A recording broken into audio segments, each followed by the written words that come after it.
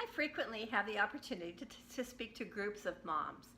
And whenever I do, I always ask them where they were when they had their very first period, the day that it started.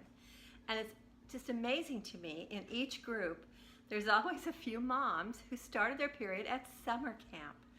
So we're getting into summer camp time of year. I thought this might be a good time to help you prepare your daughter for interesting things that might happen to her at summer camp. So we don't know how to predict the exact day that a young girl is going to start her period, but there are some signs that you can look for that will at least narrow the time down a little bit. I'm going to give you just 3 of them that are the most common. So about 2 years, your daughter's period was likely to start about 2 years after she discovers breast buds.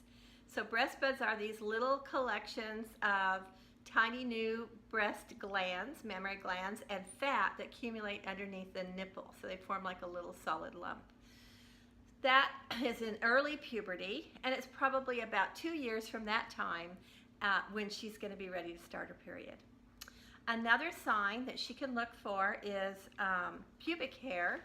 It starts out very fine, very delicate, but once she sees pubic hair, she's probably 1 or 2 years out from starting her period, more likely a year out. The third sign is the one that gives you the closest time to when this is going to occur, and that is the presence of a vaginal secretion that shows up in her underwear. So this secretion is usually sticky, maybe a little creamy.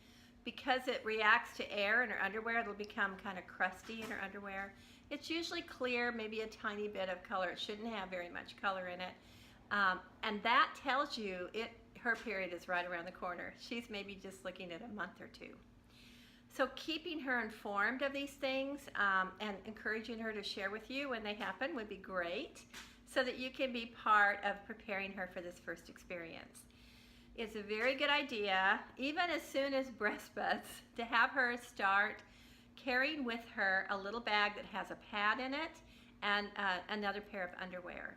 Just as normal part of her daily activities, in her purse, in her bag. Even if she doesn't need it, I'm sure she's going to have a friend who will need it. But that's the way for her to become the most confident that she's ready for that first day.